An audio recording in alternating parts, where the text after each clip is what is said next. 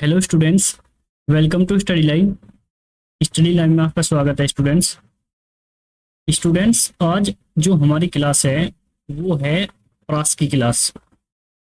Statics जो topic हमने start किया था उससे पहले भी हम जो है इस टॉपिक पे 3 वीडियोज आपको दे चुके हैं और इसकी प्लेलिस्ट बन चुकी है। अगर आपने वो वीडियो हमारी नहीं देखी है तो आप जाइए और प्लेलिस्ट में जाके पहले उनको वीडियोज को देखिए। आज जो हमारा जो टॉपिक है वो है रेंज। प्रास। प्रास क्या होता है, सबसे पहले यही जानेंगे कि प्रास क्या होता है। तो प्रास होता है स्टूडेंट्स, जो हमें डाटा दिया हुआ है, ठीक है, उस डाटा में सबसे छोटा मान और सबसे बड़ा मान, उसका अंतर, वो होता है प्रास।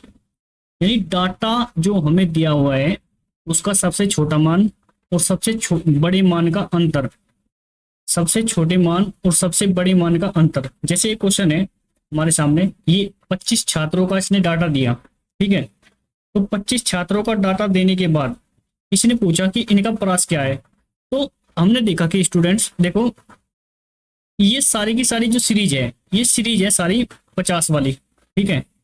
और 50 वाली सीरीज में सबसे छोटा मान है इसमें 50। सबसे छोटा मान कौन सा है? 50 है। और सबसे बड़ा मान है 59। सबसे बड़ा मान है 59। तो अगर मैं इनमें अंतर देखूं तो सबसे छोटा मान और सबसे बड़े मान का जो अंतर है वो है 9 का, ठीक है। तो यही हमारा आंसर है। प्रास होता है सबसे बड़ा मान और सबसे छोटे मान का अंतर, उसको बोलते हैं प्रास। ये देखिए क्वेश्चन, इसमें पूछा है परिसर। परिसर ज्ञात कीजिए। परिसर भी प्रास को ही बोलते हैं, ठीक है। तो परिसर ज्ञात कीजिए, ठीक है। तो हम देखेंगे कि इस सीरीज में सबसे छोटा मान है 3 और इस सीरीज में सबसे बड़ा मान है 9, ठीक है। तो सबसे छोटा और सबसे बड़े मान का जो अंतर है 3 और 9 का जो अंतर है वो अंतर है 6 का, ठीक है। तो ये हमारा आंसर है। यानी सबसे छोटा मान और सबसे बड़े मान का जो अंतर होता है उसको हम क्या बोलते हैं? उसको हम बोलते हैं प्रास। ठीक है स्टूडेंट्स, समझ गए। अब देखो, प्रथम 7 अभाज्य संख्याओं का प्रास इसने पूछा है हमसे। तो जब भी इस प्रकार का क्वेश्चन करना हो तो सबसे पहले हम अभाज्य संख्या को लिखेंगे। पहली अभाज्य संख्या है 2, फिर 5, फिर 7, 11, 13, 17, 1, 2, 3, 4, 5, 6 और 19, ठीक है। ये हो गया हमारे पास अभाज्य संख्या। नहीं, 3 छूट गई, 2, 3, 5, ठीक है। अब ये 7 अभाज्य संख्या है, ठीक है। तो इनमें पूछा है प्रास। प्रास का मतलब है कि सबसे छोटी संख्या और सबसे बड़ी संख्या का अंतर। तो सबसे छोटी संख्या कौन सी है? 2, और सबसे बड़ी संख्या है 17। तो इनका अंतर है 15। आंसर। अगले क्वेश्चन पर चलते हैं। देखो इस क्वेश्चन में क्या कहा। इस क्वेश्चन में कहा कि हमें ये 4 संख्या दे रखी है, ठीक है। तो 4 संख्याओं में सबसे छोटी जो 3 संख्या है उनका माध्य दिया 19, और 3 सबसे बड़ी जो संख्या है उनका माध्य है 23। जैसे मान लो ये 4 संख्या है लगातार, ए, बी, सी और डी, ठीक है। तो इनमें इन 3 का औसत दिया 19 और फिर इन 3 का औसत दिया 23। तो पूछ रहा सबसे छोटी और सबसे बड़ी संख्या में अंतर क्या है, ठीक है। जब भी स्टूडेंट्स इस प्रकार का क्वेश्चन दे तो हमें ये ध्यान रखना है कि औसत में कितनी वृद्धि हुई। देखो यहाँ भी संख्या 3 थी और यहाँ भी संख्या 3 ही है, तो औसत में कितनी वृद्धि हुई? औसत 19 से 23 हो गया। औसत क्या हुआ? 19 से 23 हुआ। इसका मतलब है 4 की वृद्धि हुई। और क्योंकि ये संख्या 3 थी, इसका मतलब गुणा कर देंगे 3 की, तो इनमें जो अंतर होगा ना, ए और डी में, इनमें अंतर होगा 12 का, ठीक है। तो ये क्वेश्चन हमें इस प्रकार ही कर देंगे कि जब भी ये दे दे कि पहली 3 संख्या और लास्ट वाली 3 संख्या, ठीक है। और हमें पहली क्या करना, देखो एक बार मैं फिर इसको समझा देता हूं, एक सेकंड। देखो नेक्स्ट पेज पर इसको समझते हैं। तो देखो ये 4 संख्या है हमारे पास, ए, बी, सी और डी। तो इसने क्या किया, इसने ली पहली तीन संख्या ए बी सी, इनका औसत है 19। फिर बाद वाली संख्या ली बी सी और डी, तो इनका औसत कितना है, इनका औसत है 23। ठीक है, देखो इस ग्रुप में क्या है, इस ग्रुप में बी और सी तो वहां भी है और बी और सी यहाँ भी है। ठीक है, अगर बी और सी सेम है, इसका मतलब ए की जगह कौन आया, डी आया, और इसके आने से जो है औसत में वृद्धि हुई कितने की, 4 की। तो अगर औसत में वृद्धि 4 की हुई तो औसत कब बढ़ता है, औसत का मतलब है कि हर एक को 4 4 मिला। तो अगर तीन संख्या थी तो यानी सबको 4 4 मिला, तो इसका मतलब 12 एक्स्ट्रा लेगा ना, डी जो है ए से 12 एक्स्ट्रा लेगा आया। अगर ए गया और डी आया, इसका मतलब है ए जो है वो 12 कम है किससे, डी से। तो ए और डी में जो अंतर है ना, डी माइनस ए, ये अंतर है किसका, 12 का। समझ गए स्टूडेंट्स? चलो, अगर ये क्वेश्चन समझ गए तो इसका आंसर क्या आएगा, 12। अगला क्वेश्चन देखते हैं। देखो इसमें क्या है, ये क्वेश्चन भाई, ये क्वेश्चन बहुत बढ़िया है क्वेश्चन। इन्होंने दिया कि तीन संख्या का माध्य ये है, तीन संख्याओं का माध्य क्या है, ए बी और सी, ये तीन संख्या है, इनका औसत दे रखा है 20। इस डाटा का जो प्रास है वो है 12, यानी सबसे छोटी संख्या और सबसे बड़ी संख्या का जो अंतर है, यानी हम मान लेते हैं सबसे छोटी संख्या ए है और सबसे बड़ी संख्या सी, इनमें जो अंतर है, इनमें अंतर है 12 का। ठीक है, और सबसे छोटी जो दो संख्या है उनमें अंतर है 3 का, यानी ए माइनस बी, इनमें अंतर है 3 का। तो अगर ए माइनस सी अंतर है 12 और ए माइनस बी अंतर है 3 का, तो बी माइनस सी इनमें अंतर कितने का होगा, इनमें अंतर होगा 9 का। ठीक है, इनमें अंतर होगा 9 का। तो हमें निकालनी बड़ी संख्या, अगर बड़ी संख्या सी है तो इसका मतलब छोटी संख्या क्या होगी, सी माइनस 9। ठीक है, छोटी संख्या क्या होगी, सी माइनस 9। यानी अगर मैं इसको सी के बराबर कर दूं, यानी इसके पास 9 रुपए कम है, यानी सी के बराबर करने के लिए इसको 9 रुपए एक्स्ट्रा देने पड़ेंगे। ठीक है, 9 रुपए एक्स्ट्रा देने पड़ेंगे।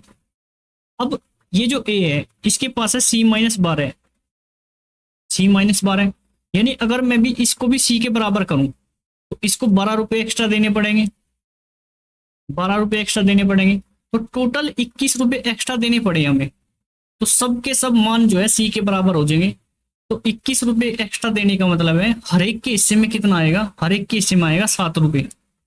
तो हर एक के हिस्से में 7 आने का मतलब है अगर औसत हमारा 20 था तो औसत हमारा 27 हो जाएगा, औसत क्या हो जाएगा हमारा, 27 हो जाएगा। लेकिन हमने तो सब के सब मान सी के बराबर करे थे और सी सबसे बड़ी संख्या है, इसका मतलब 27 क्या है, सबसे बड़ी संख्या है। ठीक है, तो स्टूडेंट्स अगर ये बात आपको समझ में नहीं आई तो मैं एक बार फिर समझाता हूं।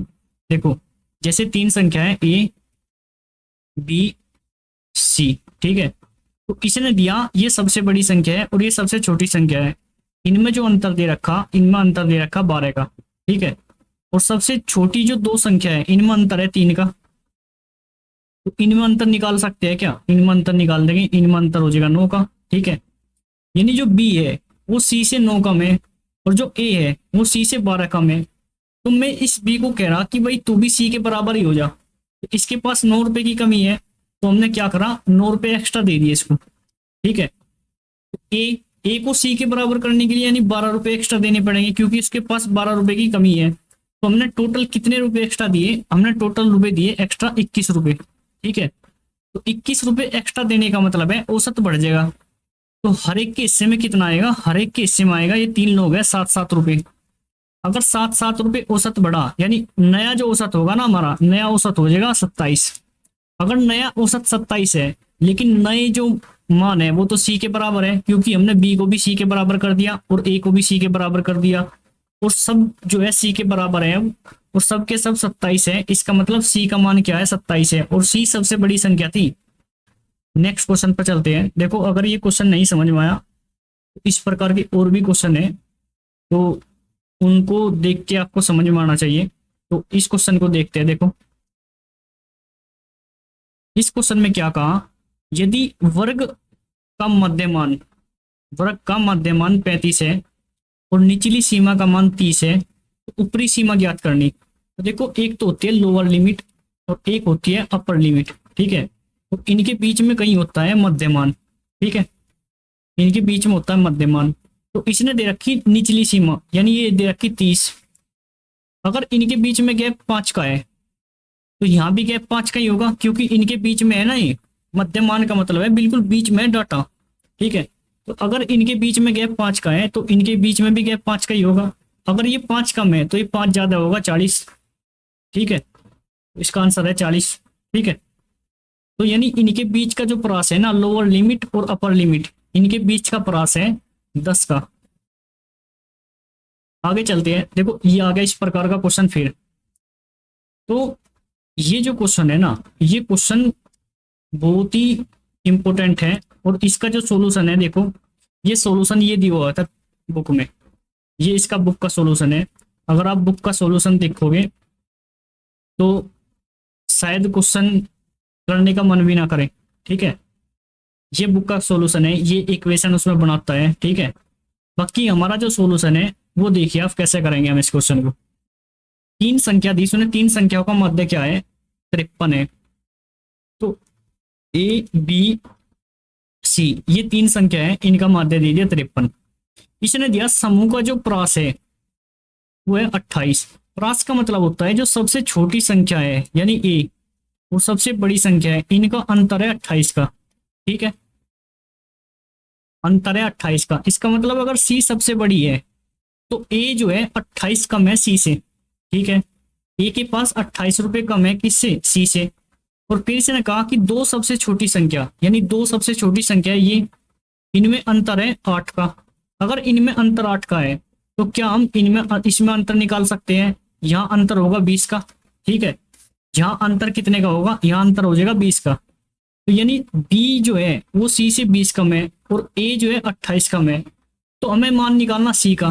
तुम क्यों ना हम बी को भी और ए को भी सी के बराबर ही कर दें, बी को भी और ए को भी सी के बराबर ही कर दे। तो यानी अगर ये 20 कम है तो हम ये कहेंगे कि इसको 20 एक्स्ट्रा दे दो अपने पास से ही, ठीक है।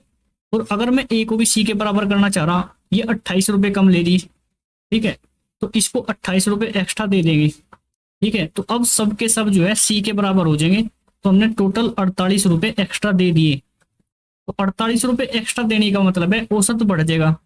तो पहले जो औसत था ना वो औसत था 53, तो अब 48 रुपए एक्स्ट्रा दिए हमने, वो 3 लोगों में डिवाइड हो गए। तो यानी एक के जो हिस्से में आएगा, एक के हिस्से में आएगा 16 रुपए, ठीक है।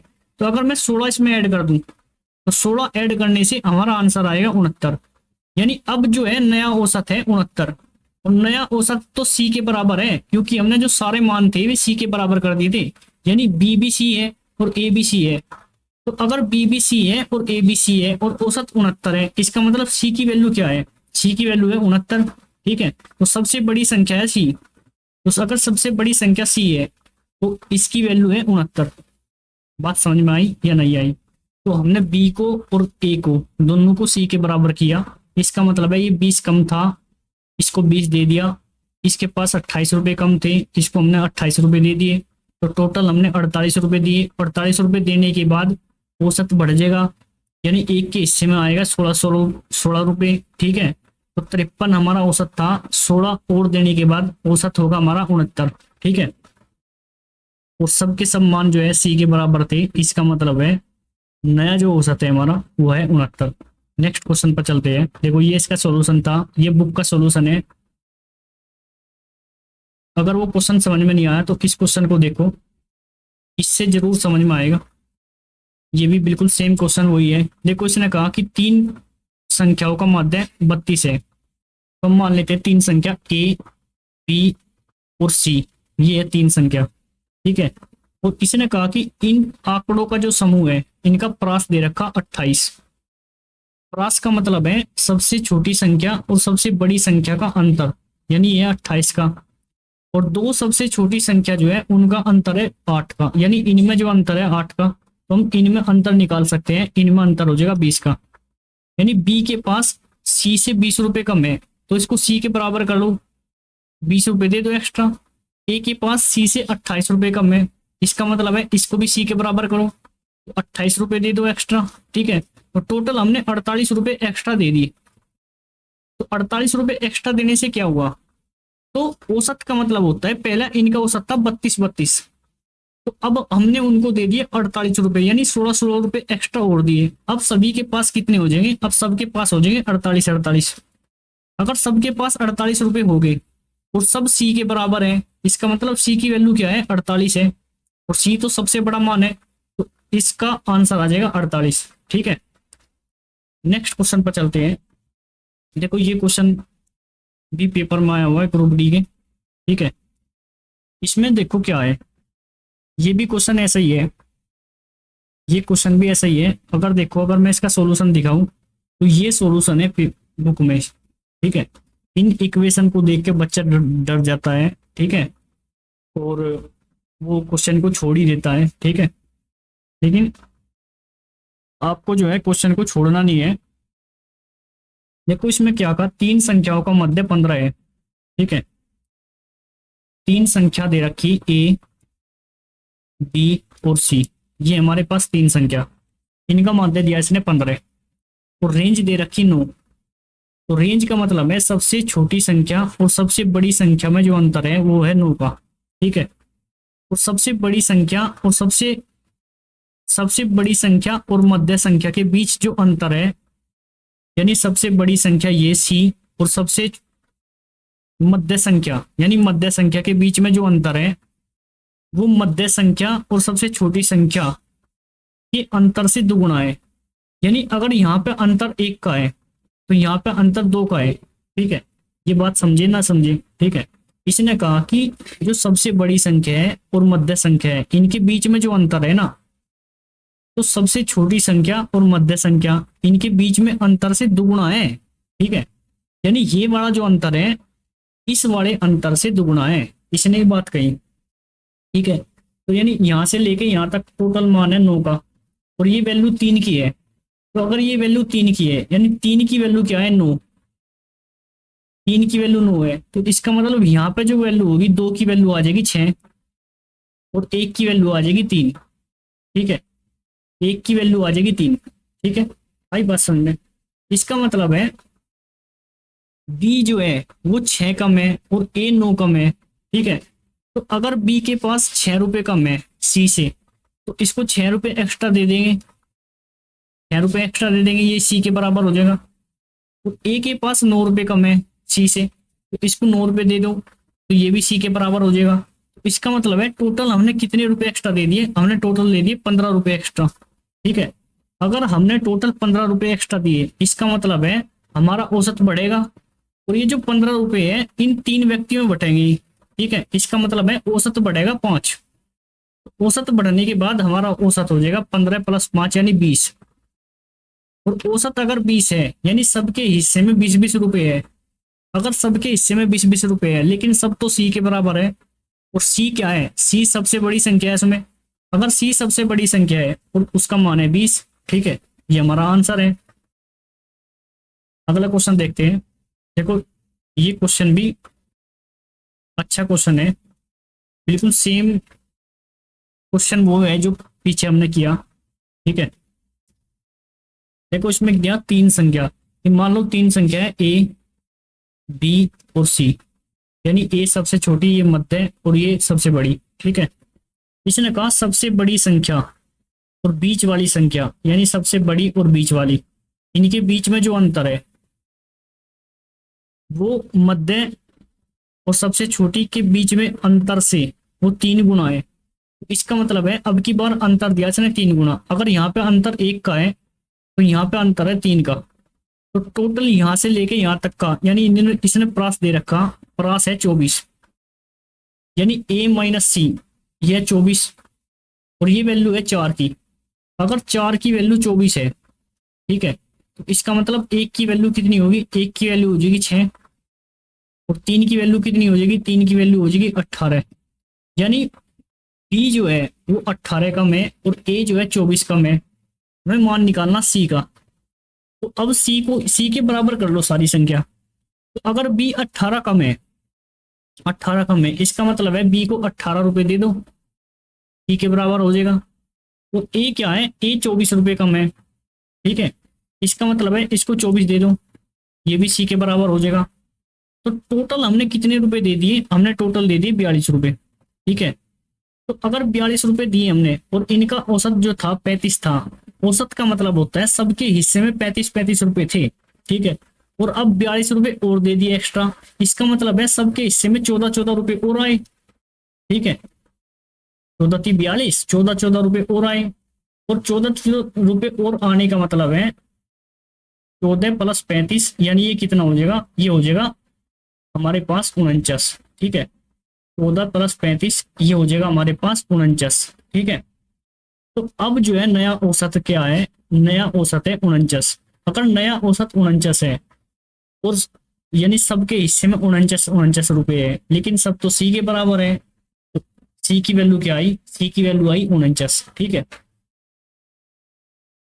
नेक्स्ट क्वेश्चन देखते हैं। देखो ये क्वेश्चन भी इस प्रकार ही प्रास्परी बेस है थोड़ा, इसको देखते हैं। देखो ये क्वेश्चन में क्या कहा, इसमें कहा कि 4 संख्या दे रखी ए बी सी और डी, ठीक है।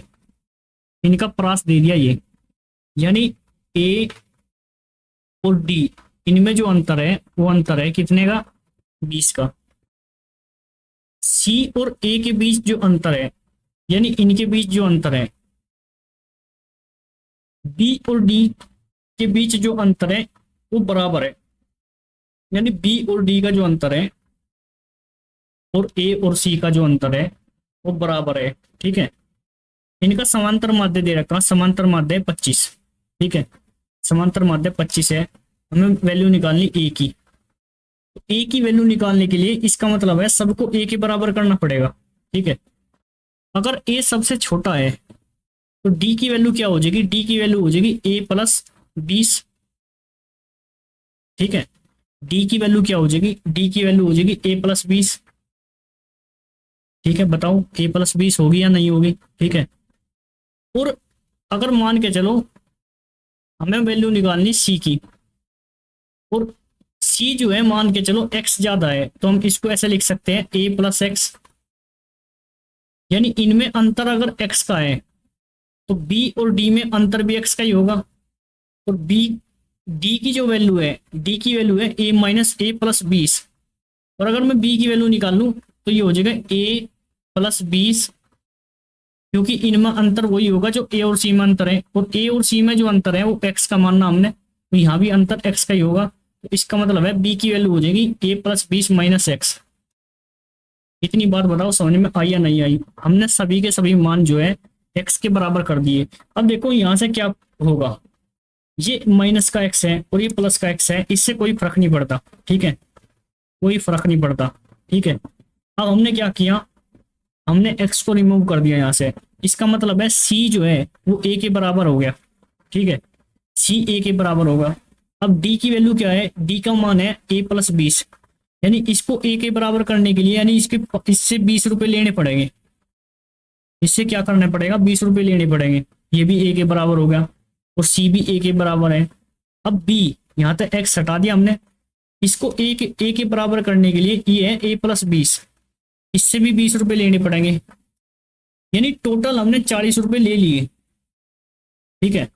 तो टोटल 40 रुपए लिए और वे 4 आदमी से लिए, इसका मतलब है एक के हिस्से से आया 10 रुपए, 4 आदमी से लिए तो एक के हिस्से से कितना आया, 10 रुपए। तो यानी औसत जो है, औसत हमारा 25 था तो औसत हमारा 10 कम हो जाएगा। तो औसत 10 कम होने का मतलब है 15 बचेगा औसत, और सारे के सारे मान, यानी औसत का मतलब है अगर अब जो औसत है, अब औसत 15 है, तो इसका मतलब है सारे मान जो है 15-15 के बराबर है, और सारे मान तो हमने ए के बराबर कर दिए। इसका मतलब ए की वैल्यू क्या है, ए की वैल्यू है 15, आंसर ए की वैल्यू क्या है, ए की वैल्यू है 15।